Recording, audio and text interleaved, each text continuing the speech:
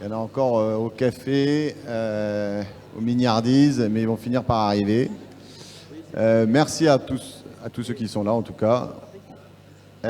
Donc, on attaque la deuxième, la plénière 1, intitulée « Quelle stratégie pour la filière tourisme en Occitanie à l'horizon 2023-2028 », donc qui vous concerne directement.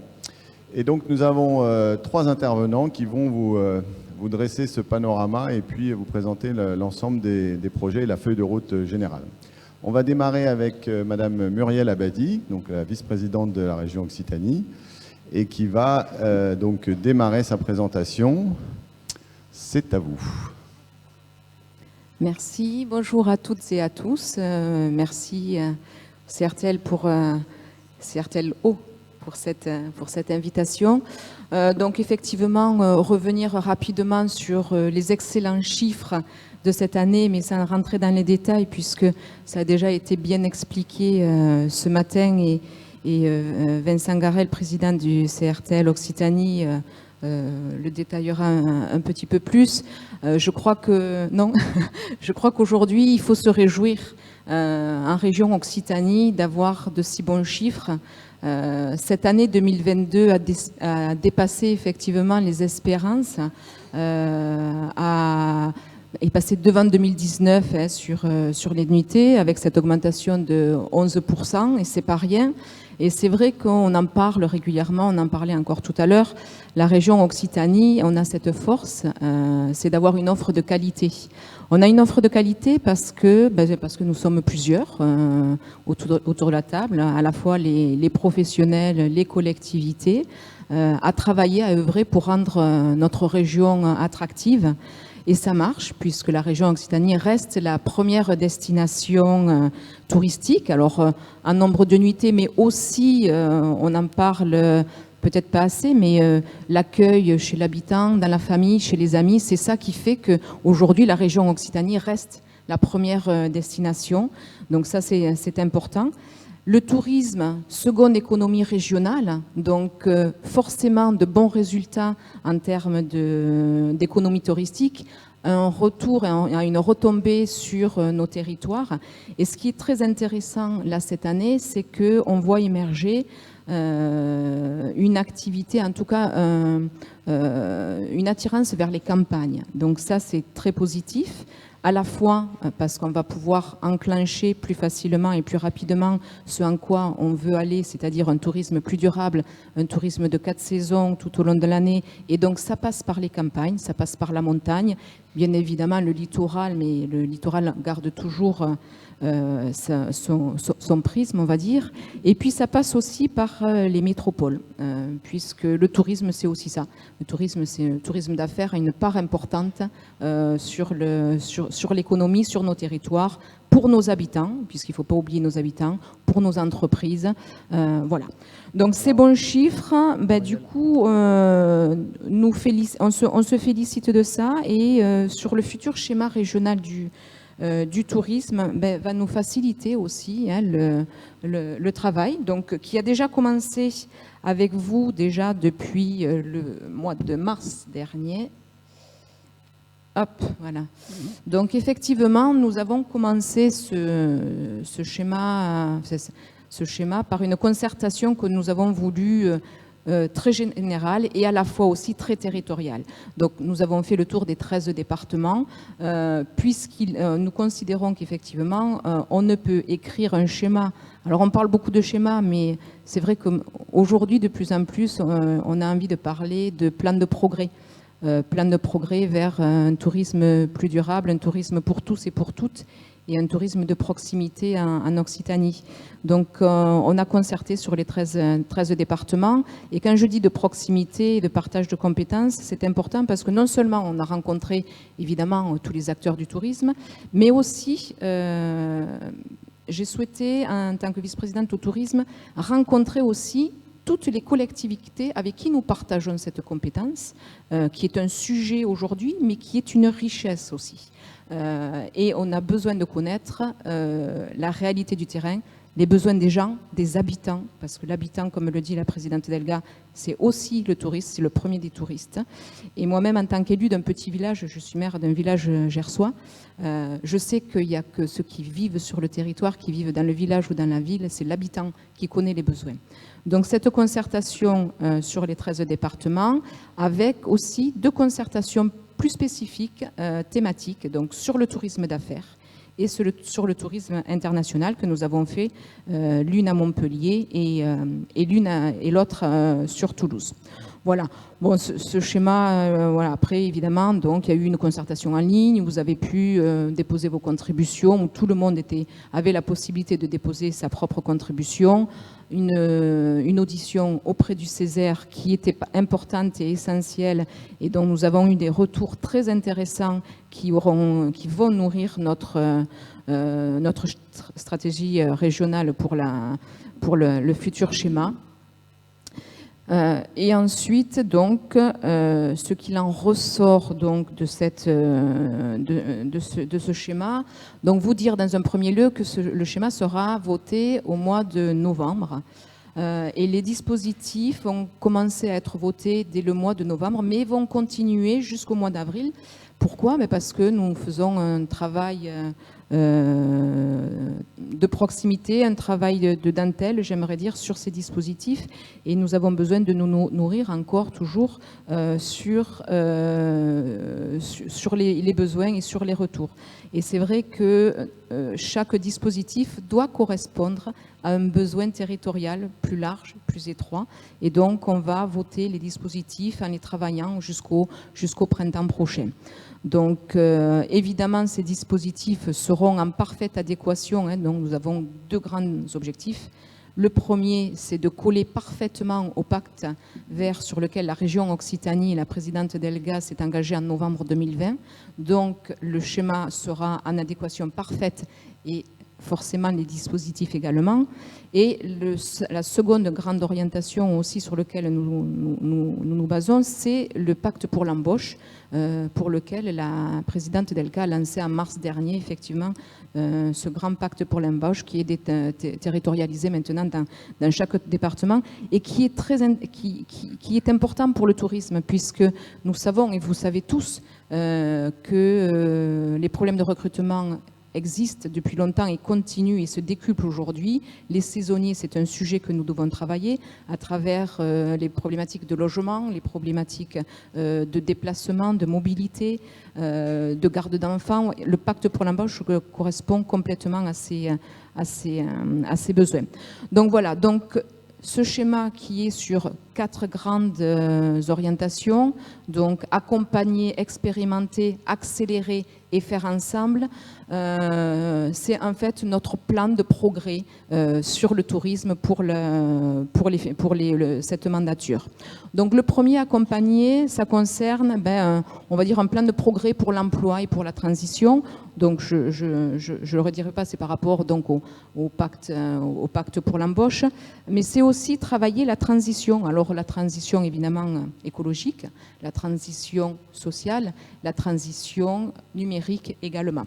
Donc le pacte pour l'embauche, la transition, et aussi aujourd'hui nous travaillons sur un groupement d'employeurs sur les saisonniers, puisque dans le tourisme, effectivement, la problématique majeure, c'est le recrutement des saisonniers, donc dans toutes filières confondues, évidemment, hôtellerie, restauration, hôtellerie de plein air, thermalisme, bien évidemment, avec le thermalisme aussi, nous travaillons beaucoup.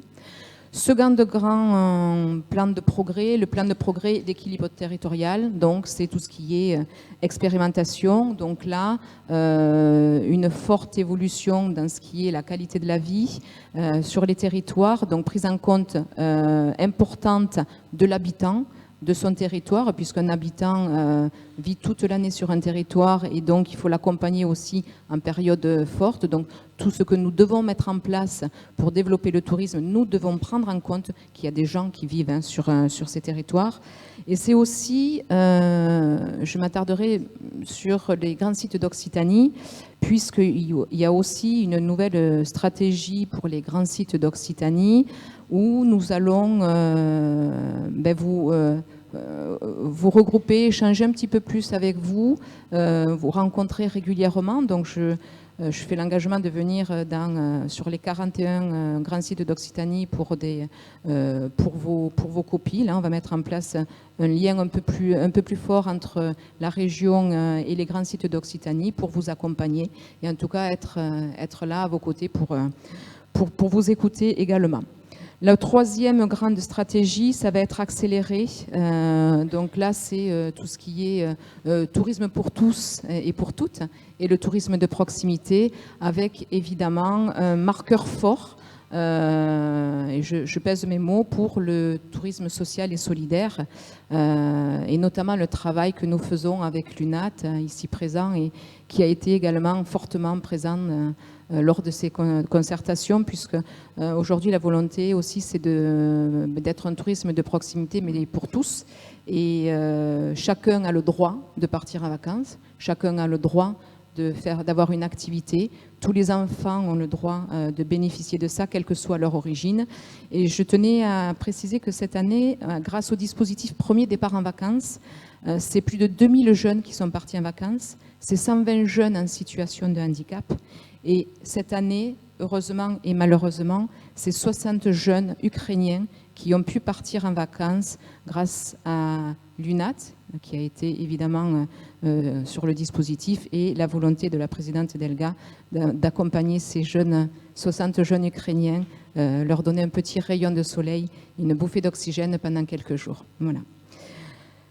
Accélérer, c'est aussi intensifier avec tous les accompagnements. Donc, on va continuer à accompagner toutes les entreprises. C'est aussi de la découverte de nouveaux dispositifs, notamment avec l'agriculture. On va développer une politique d'agritourisme. La présidente a souhaité qu'une collègue ait cette délégation d'agritourisme. Donc, on va beaucoup expérimenter sur cette thématique. C'est bien évidemment développer les événements sportifs. C'est beaucoup travailler avec le CRTL sur le marketing. Mais voilà, on travaille beaucoup avec les équipes du CRTL, avec Vincent, mon homologue et binôme, et évidemment Jean Pinard qui fait un travail remarquable. Donc ce travail va continuer et est important pour l'attractivité de notre territoire. Et quatrième grande stratégie, c'est aussi le faire ensemble. Donc ça, c'est un enjeu collectif. J'en parlais tout à l'heure. Le fait de se partager ses compétences, c'est important, c'est riche. Et il faut continuer à travailler ensemble de manière à ne pas avoir des dispositifs qui se superposent et donc arriver à compléter les trous dans la raquette. Et on a commencé donc ce matin avec la signature pour la région du contrat cadre et après le CRTL avec les contrats de destination. C'est ça aussi, le travail collectif. Et c'est aussi travailler avec les filières. Donc on travaille avec toutes les filières, avec l'UMIH, avec évidemment la Fédération du thermalisme, avec qui nous faisons un gros travail sur les problèmes de recrutement et de pérennisation des stations thermales, mais c'est aussi avec l'hôtellerie de plein air. Voilà. Je ne les citerai pas toutes, mais évidemment, nous tenons à continuer à travailler avec toutes les filières sur l'avenir du tourisme dans notre région Occitanie et continuer évidemment à rendre notre région attractive au niveau européen. On en parlait tout à l'heure, il faut qu'on prône le tourisme de proximité, mais nous avons besoin aussi du touriste européen et du touriste un peu plus lointain aussi, mais surtout européen. Voilà, j'espère que j'ai pas été... ça a été parfait, dans le timing. Parfait. Merci. C'est parfait. Vous pouvez mettre mon micro? Oui, merci. Non, c'est parfait. Merci beaucoup. Donc, on peut l'applaudir. Merci à vous. Donc, on voit bien qu'au-delà du schéma régional, il y a aussi vraiment toute une démarche de progrès global dans l'ensemble des secteurs et des filières. Je crois que c'est un peu le point à souligner. Oui. Oula, tout s'est arrêté. OK. Vincent Garel, on va passer à vous. Comment on décline tout ça au niveau du comité régional du tourisme et des loisirs? Racontez-nous un petit peu comment ensuite on passe à l'action concrètement? Alors, je vais me lever parce qu'après le déjeuner, un peu de sport, c'est pas plus mal. Laurent, tu peux rester assis, hein, c'est pas... Voilà. Donc, quelques mots donc, pour vous présenter la feuille de route du CRTL sur la période 2023-2028. Feuille de route, bien entendu, j'y reviendrai dans un instant, qui s'inscrit dans le schéma qui va être adopté par la région d'ici quelques semaines et bien entendu qui mettra en œuvre, en tout cas pour ce qui le concerne, les dispositifs que le Conseil régional adoptera un peu plus tard, ça a été expliqué, jusqu'au printemps. Ce travail, c'est un travail collectif que je vais vous présenter. D'abord, un travail issu de la réflexion de la direction générale, et je vais remercier Jean Pinard, Philippe Berthaud, Marc Faré notamment, mais aussi tous les responsables de pôle qui ont contribué, et puis qui est passé après un peu à la moulinette de, je n'ose pas dire l'expertise, parce qu'elle est moins importante que la vôtre, mais des politiques, c'est-à-dire du conseil d'administration du CRT. Alors, l'idée, c'est que nous voulons porter la vision du néo-tourisme et du co-tourisme. Alors ça, c'est des phrases de techno, vous voyez, par exemple. Ce n'est pas la mienne, celle-là. Voilà. Mais derrière ces mots, il y a bien sûr un sens très précis. Le néo-tourisme, c'est tout simplement de considérer que le tourisme doit évoluer, il doit se transformer.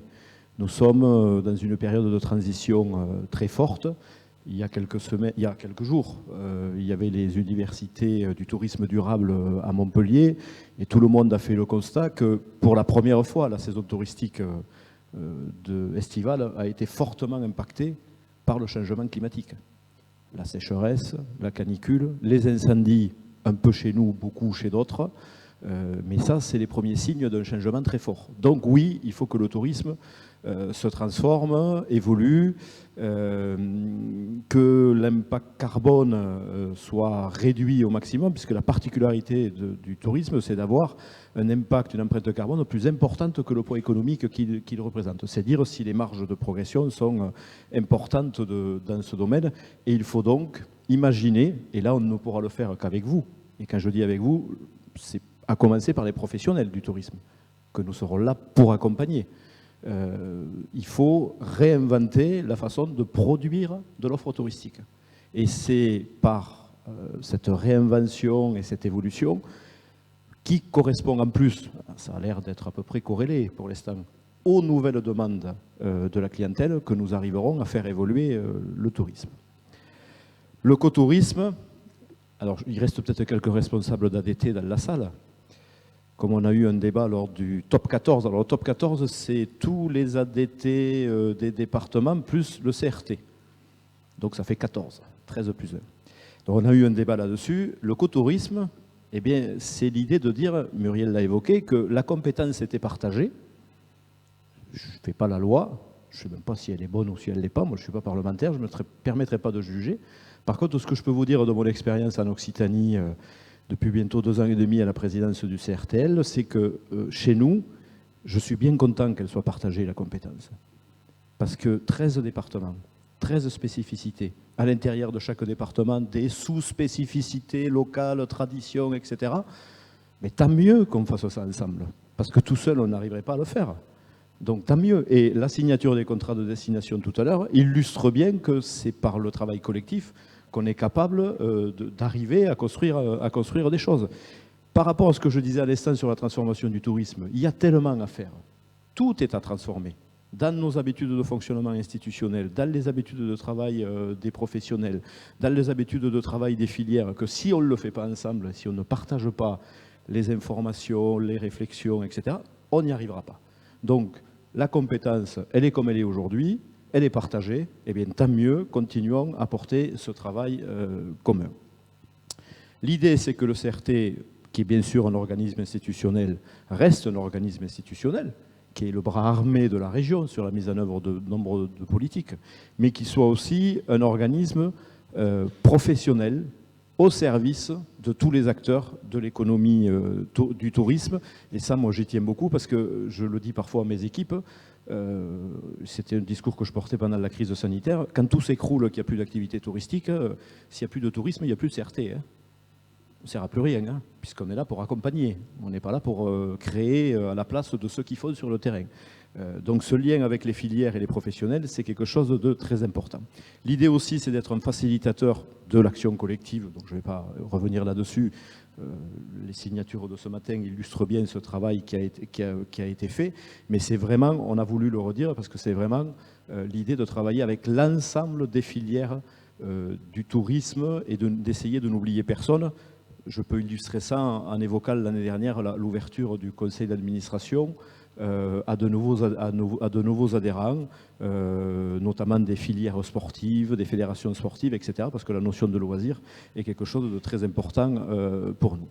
Nous souhaitons aussi être un producteur d'informations, de services, en faveur des touristes, mais aussi des habitants d'Occitanie. Et là, je rejoins tout à fait ce que disait Muriel tout à l'heure. Tourisme de proximité, sujet majeur. Ça nous a sauvé nos 2 saisons 2020-2021. Ça continue à maintenir la présence du tourisme de proximité, de très proche proximité et d'un peu plus loin des effectifs touristiques très importants.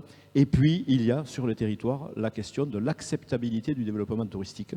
Et on ne peut arriver à des choses positives sur le territoire que si on partage avec les populations, qu'on leur donne les informations en toute transparence sur les choses qui doivent être faites et en portant un discours fondé sur des projets. Et là, on compte beaucoup, bien sûr, sur les interlocuteurs le plus de proximité. Ce sont les offices du tourisme, qu'ils soient communaux, parce qu'il en reste quelques-uns, parce qu'on était en réunion tout à l'heure avec un office communal ou intercommunal. Et puis, on essayera aussi d'être à la fois un acteur de changement. Dans ce que je disais de ces transformations, ben nous aussi, il faudra que nous évoluions dans nos organisations. Je tiens à ce terme, nous serons un acteur militant, engagé sur ce sujet de la transformation touristique et de l'aspect de prise en compte des questions environnementales. Alors on m'a mis tourisme plus raisonné, parce qu'on ne sait plus que mettre tourisme durable, tourisme plus raisonné. Enfin, tout ça veut dire la même chose, c'est bien la même idée que nous défendons. Et de le faire avec un certain courage, c'est-à-dire qu'il y a peut-être des choses où ça va vous surprendre, les propositions que fera le CRT. Parfois, on n'y arrivera pas même, hein, voilà. Mais on le fera toujours avec l'ambition d'être le plus efficace pour le territoire.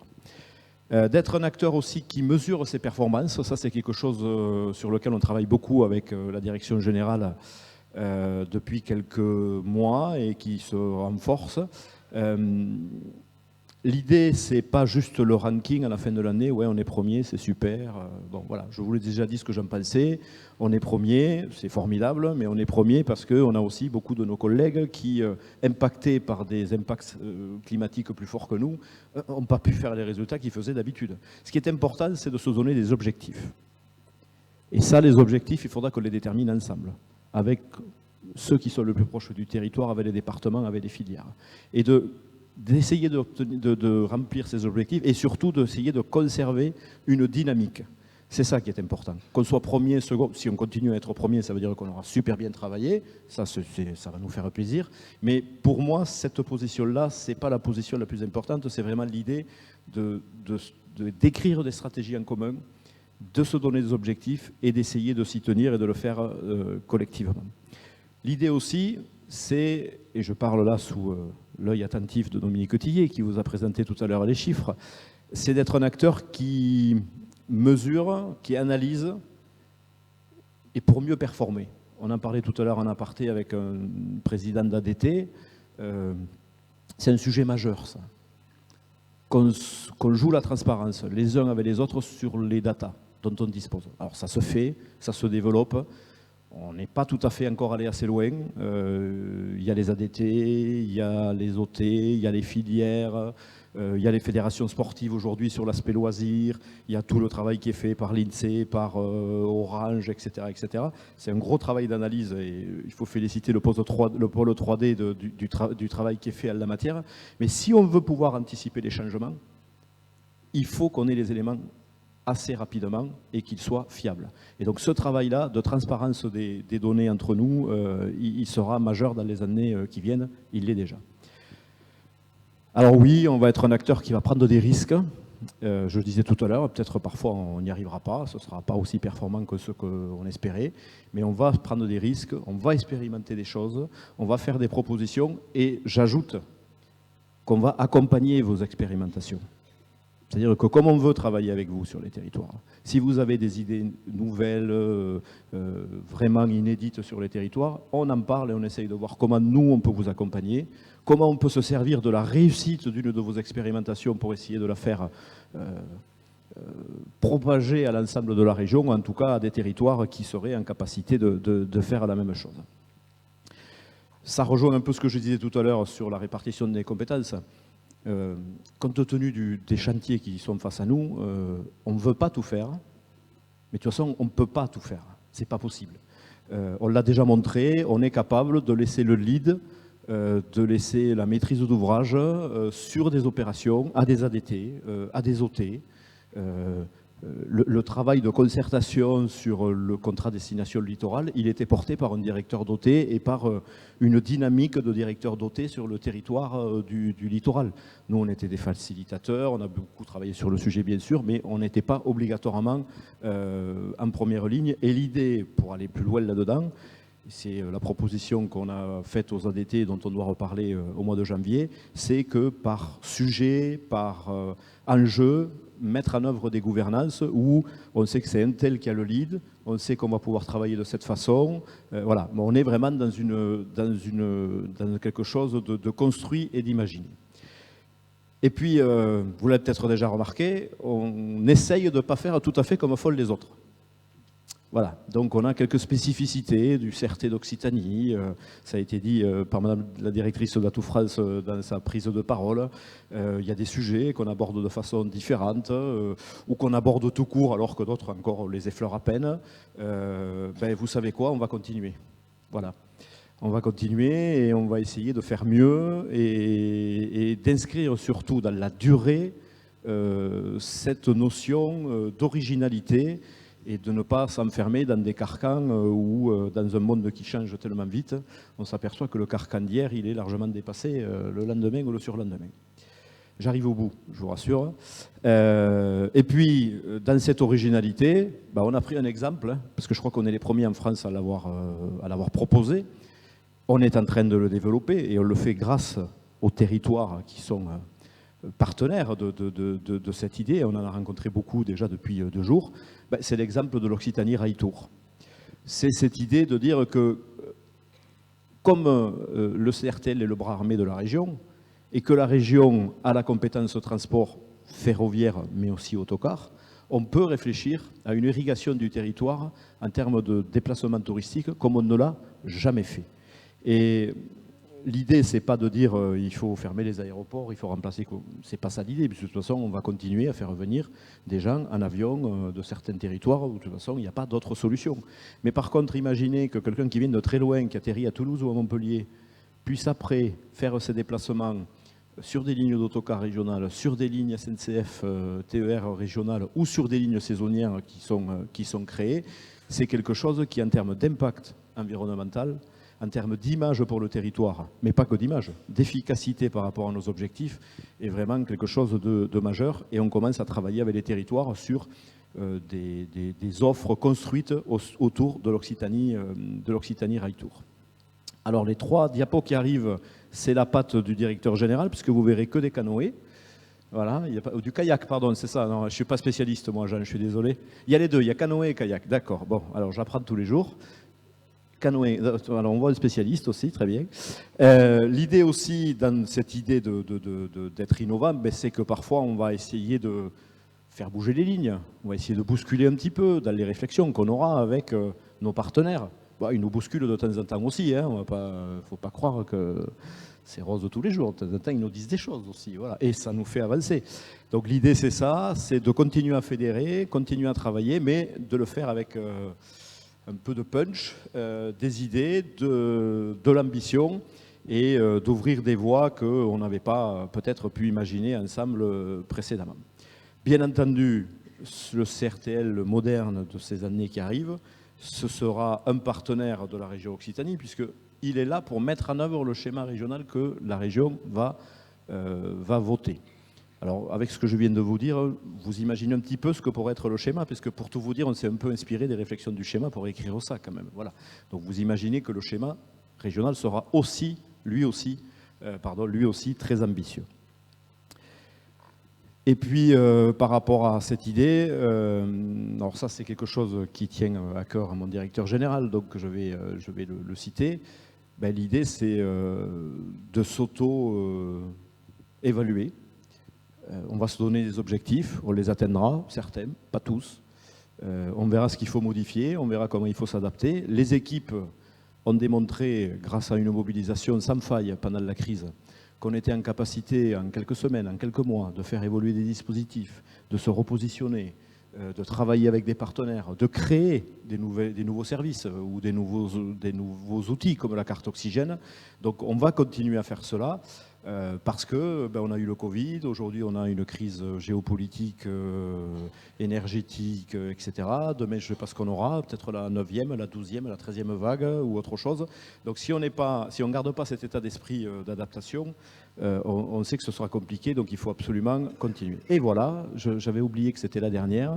Voilà l'idée en quelques slides de ce que pourrait être le CRT sur 2023-2028, un CRT qu'on veut moderne, qu'on veut adaptatif et qu'on veut surtout proche de vos projets, proche de vos ambitions et des ambitions que nous partageons avec vous. Je vous remercie.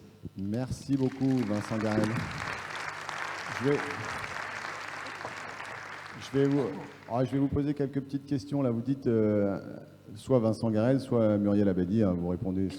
Vous dites un CRT adaptatif, moderne. Est-ce que vous le voulez différent des autres CRT? Et si oui, en quoi le CRTL est différent? C'est le L de loisirs, c'est le social, c'est la mobilité? Expliquez-nous en quoi le CRTL Occitanie n'est pas un CRT comme la réponse est dans la question pour les deux premiers éléments, puisque oui, il y a le L de loisirs, qui est une exception nationale.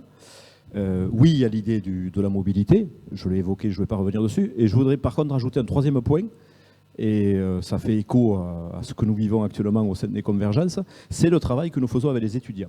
À ma connaissance, on est le seul CRT de France à faire ça. C'est un pack étudiant qui permet aux étudiants en tourisme d'accéder à toutes les manifestations professionnelles organisées par le CRT. Donc c'est de la mise en réseau. Donc ce matin, Jean disait il faut qu'ils aient des 06. Alors c'est pas le Tinder du tourisme non plus. Hein. Bon, on n'en est pas là. Mais par contre, pour leur future insertion dans la vie professionnelle, c'est quelque chose de très important. C'est un abonnement à une revue qu'on connaît un peu peut-être, hein, Revue Espace. Il y a le hors-série d'ailleurs spécial étudiant dans les documents qui vous ont été donnés. Je vous recommande de lire l'éditorial, il est très brillant. Plus sérieusement, c'est les rencontres qui sont organisées chaque année entre les universités et les lycées qui sont dans le secteur touristique, et cette année c'est dans le cadre des convergences. On a 200 étudiants, c'est ça, quelque chose comme ça, qui sont là.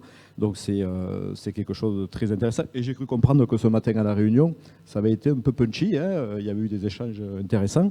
Donc Jean Pinard aime bien se faire secouer un petit peu là, donc il était ravi d'entendre qu'il y avait des jeunes qui avaient des idées et de l'ambition. Et puis il y a une opération, alors ça il me faut le lire parce que c'est un peu particulier, qui s'appelle Tête chercheuse, c'est ça, qui dans le cadre du volet de la professionnalisation du CRTL propose des analyses croisées entre les universitaires et les professionnels. Et là aussi, que le CRTL, alors les liens existent, hein, mais que le CRTL puisse renforcer ses partenariats entre l'enseignement, l'aspect universitaire et les professionnels, dont je vous ai dit qu'on les représentait pour une part, c'est quelque chose de très important. Et ça, le pack étudiant, on est les seuls en France à le proposer.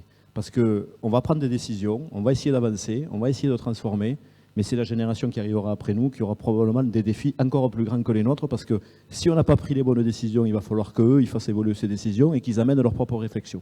Donc on est vraiment dans un moment charnière et c'est pour ça qu'on est heureux de faire ça. Mais du coup, vous êtes content d'être le seul CRT à vous intéresser aux étudiants ou... Alors, je suis content qu'on ait été les premiers, et si cette idée pouvait s'aimer auprès de certains de nos collègues, ce serait formidable. Moi, après, je suis pour la liberté de gestion des collectivités, donc chacun met en œuvre œuvre les politiques qu'ils souhaitent sur le territoire. D'accord. Mais pour le coup, sur ce domaine-là, je trouve que ce serait une bonne idée Ça de nous nous fera plaisir de prendre si ça se exemple. répand. Si l'idée Voilà. se Ah oui, répand, ça non, nous non, fera il plaisir. n'y aura pas de droit d'auteur. D'accord. On est Très bien. tranquille. Merci beaucoup. Alors, on va passer à la question importante, la question de l'attractivité et de sa relation au tourisme. On a vu partout en France se développer des agences d'attractivité en lieu et place des structures purement touristiques.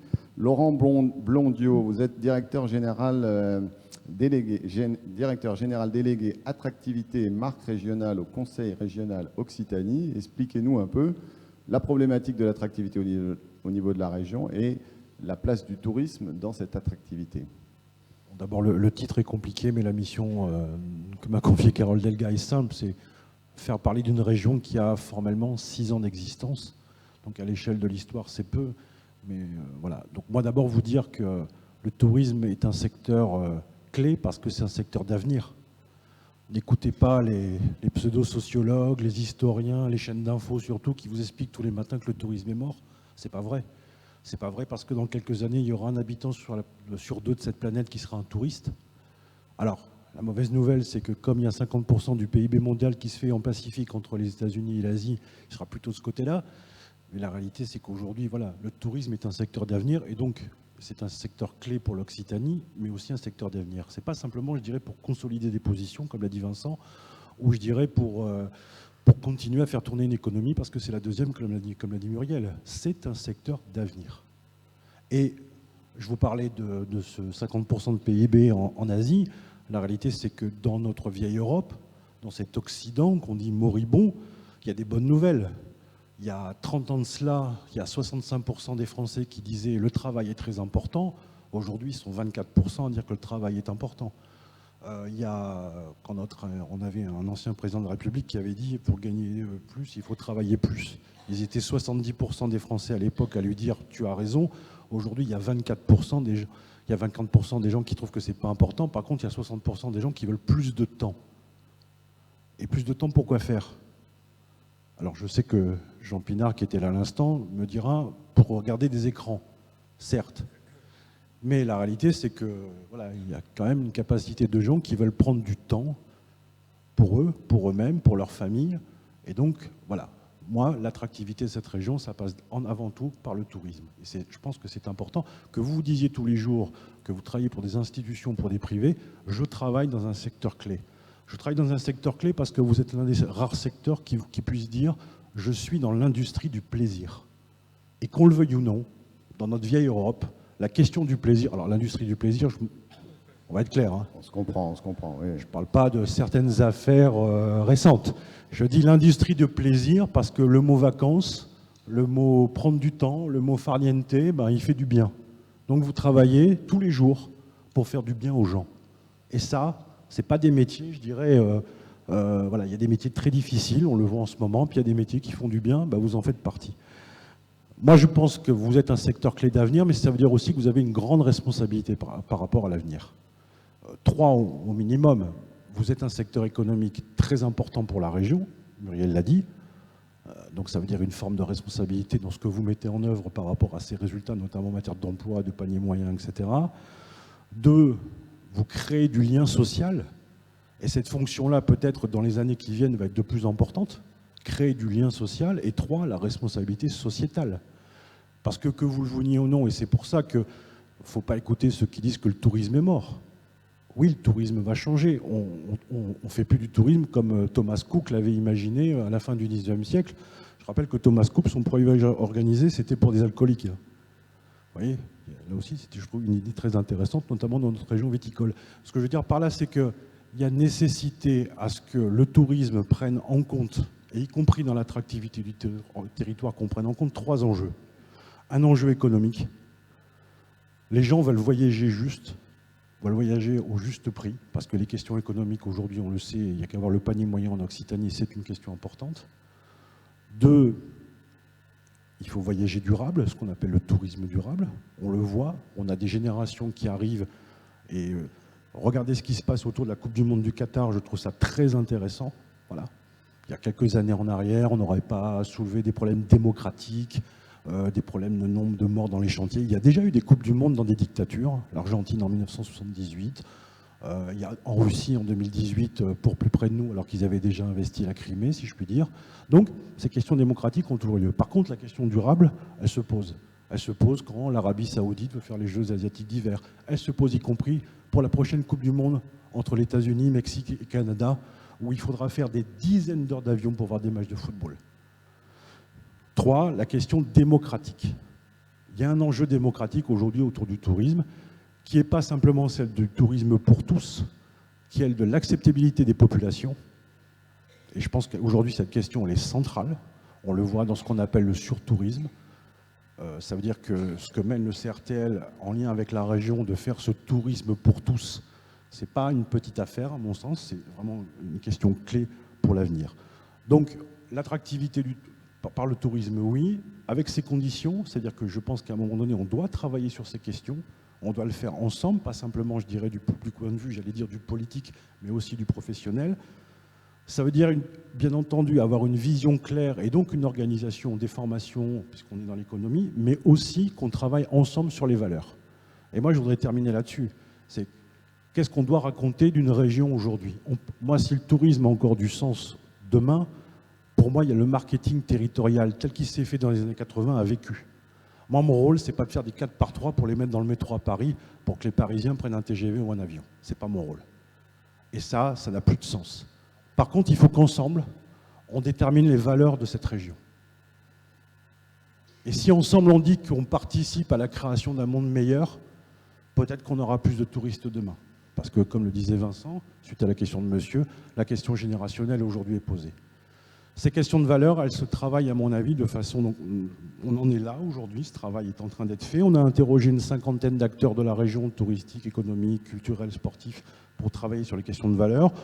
On va ébaucher un travail de mise en mots début janvier qui nous permettra d'attaquer. Dernier point, enfin, moi je pense qu'il faut qu'il y ait un travail qui soit fait autour de questions touristiques. Je pose une question, mais c'est une question pour la salle y compris. Je pense qu'il faut élargir la question de la notion de patrimoine. Il me semble qu'aujourd'hui dans ce pays, elle est vue de manière étriquée. Patrimoine naturel, patrimoine démocratique, patrimoine de valeurs, je pense qu'aujourd'hui ça se pose. Et sortir d'une vision du patrimoine, j'allais dire uniquement celle d'un décor. Voilà. On peut avoir un peu quelques infos là sur les consultations que vous avez commencé à... Vous dites que c'est à partir de janvier. Qu'est-ce qu'on ressent déjà? Vous avez peut-être un peu la température ou quelques infos. Ensuite, on va passer la parole à la salle pour tous ceux qui veulent intervenir. Région jeune, donc une région... Aujourd'hui, il faut se le dire, il y a des marques à l'étranger qui sont beaucoup plus connues qu'Occitanie. Pyrénées, Méditerranée, Cévennes, Aubrac, Armagnac. Enfin, je ne vais pas faire tous les départements, mais il y a des marques aujourd'hui de territoire qui sont beaucoup plus connues que l'Occitanie. Donc il faut qu'on soit, je dirais, humble par rapport à ça. Moi, ma première mission et ma première raison d'être et ma première, je dirais, façon d'être avec les gens, c'est d'être humble. L'Occitanie, c'est 6 ans d'existence. Donc l'idée, c'est plutôt de s'appuyer sur des marques fortes du territoire pour créer des éléments gagnants-gagnants et pour la région, entre guillemets, mais encore une fois sur la base de valeurs, en s'appuyant sur des territoires qui sont là depuis des décennies et qui ont prouvé non seulement leur utilité, mais aussi leur capacité de performance. Voilà, donc on est en train de faire ce travail, mais ce qui nous marque effectivement, c'est la volonté des acteurs de dire « soyons humbles ». Et ça mettra du temps à ce que l'Occitanie demain soit connue. On en a fait les frais. Moi, j'ai travaillé avec Georges Frêche à l'époque et j'ai mis en place Septimanie. Bon, ça n'a pas marché, il faut se le dire. Mais après, on a créé Sud de France. Les valeurs, alors, les valeurs qui émergent, c'est quoi? Donc, il y a la jeunesse, si j'ai bien compris, mais est-ce qu'il y en a d'autres? Quelles sont un peu les valeurs? Alors, selon vous, à ce moment-là, dites-nous un peu le... Les valeurs, c'est exprimer des choses positives. Et ça renvoie à ce qu'on veut construire à la région. On veut être la première région énergie positive d'Europe. Je pense qu'il faut qu'on puisse chacun, pas simplement l'institution, que vous communiquez là-dessus. Parce qu'il y a des faits, il y a des résultats. On est aujourd'hui, là, par exemple, la première région qui produit l'électricité le plus par des renouvelables. On vient d'être certifié par la Commission européenne meilleure région bio. Je n'ai pas dit la plus grande région bio. J'ai dit la meilleure région bio par rapport aux politiques publiques qui sont mises en place. Ça, je pense que demain, des offices de tourisme de toute la région doivent s'en emparer. 3, l'argent, ou en tout cas le volontarisme que l'on met sur la question des transports. L'Occitanie Rail Tour. Vous avez vu, ce week-end, on a mis en place le TER 1 €. On a vendu 85 000 billets. On a vendu 2,5 billets de TER à 1 euro cet été. Aucune autre région le fait, à part l'Occitanie.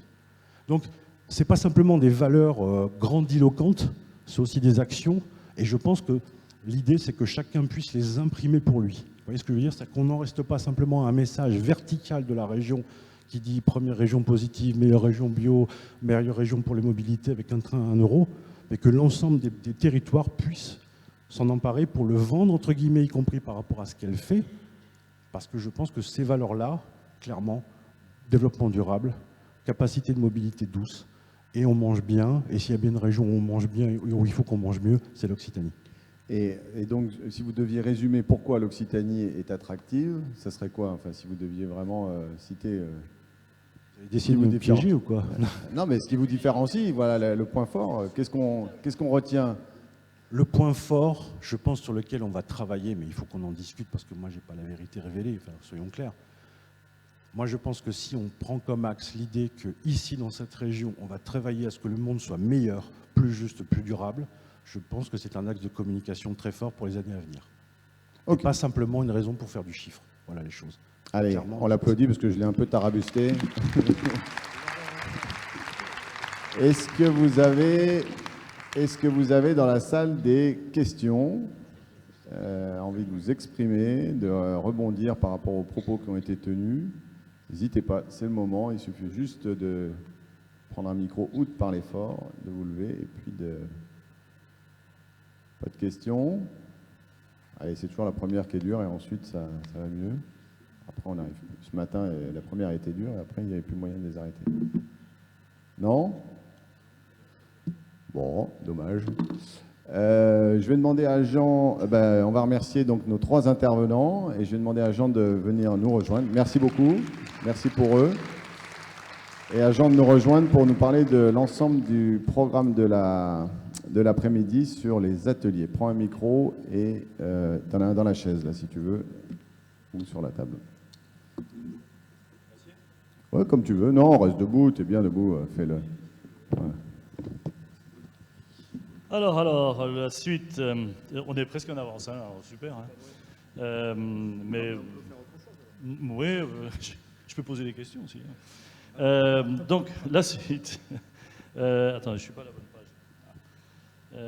Voilà, la suite. Donc maintenant, on enchaîne des ateliers. Donc, le rythme, c'est plénière, atelier jusqu'à demain 16h. Donc, une série de 5 ateliers, si je ne me trompe pas.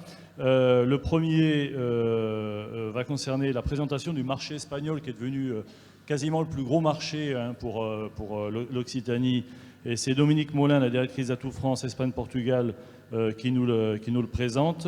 Et c'est dans la salle qui n'est pas session 1 des ateliers, c'est dans le grand auditorium, donc c'est ici, hein, si je ne me trompe pas. Voilà, vous restez ici.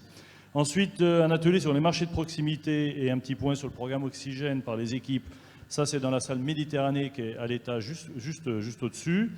La présentation des pactes des contrats de destination, donc c'est ce que nous allons faire dans le cadre des pactes et des contrats de destination qui ont été signés ce matin, c'est dans la salle A1. La restitution de l'étude des publics des chemins de Saint-Jacques-de-Compostelle qui a été réalisée donc, par l'association des chemins de Saint-Jacques et par le CRT, c'est dans la salle B1. La restitution de l'étude qui a été réalisée à la demande du CRT par le cabinet ID Réseau sur les enjeux de commercialisation, c'est dans la salle B2. La présentation, enfin en tout cas le contenu de ce que Dominique a présenté ce matin, qui s'appelle le HIT, le Hub d'information touristique, et l'ensemble de ces, de ces usages, c'est dans la salle C1.